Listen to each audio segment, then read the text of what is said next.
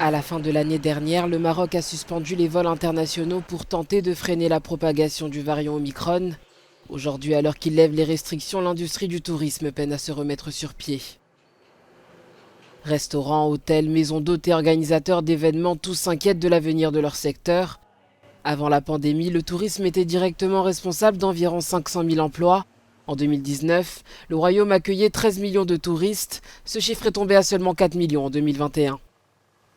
La fermeture des frontières nous a séparés un peu de nos clients, ce qui était difficile de préparer une programmation et de préparer une nouvelle saison, sachant qu'un grand événement et un congrès se préparent minimum 12 mois à l'avance.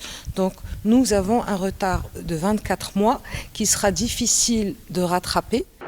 Le Maroc compte 11 000 véhicules touristiques, dont 30% à Marrakech. Sans visiteurs à transporter, ces bus sont restés stationnés jusqu'à s'user avec le temps. Maintenant que le retour des touristes est vivement attendu, les remettre sur la route est un nouveau défi.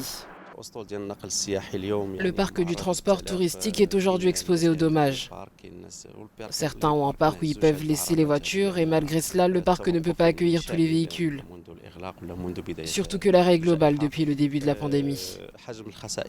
Les pertes sont très importantes. L'arrêt prolongé provoque un certain nombre de dégâts. Maintenant, l'entretien de ces véhicules va nécessiter d'énormes sommes d'argent. Les restaurants comme celui-ci dépendaient presque exclusivement des touristes étrangers. Dorénavant, les tables sont vides et les chiffres d'affaires sont en chute libre. En l'espace de 2 ans, le secteur du tourisme a enregistré une baisse estimée à 80%. Il a subi une grande perte qui s'élève à environ 20 milliards de dollars durant cette période.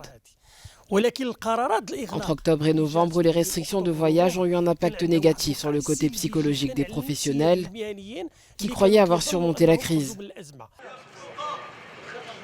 Lors de la fermeture, l'industrie touristique a dû faire pression pour obtenir le soutien du gouvernement, qui a finalement consacré un montant de 2 milliards de dirhams pour soutenir le secteur face à la crise.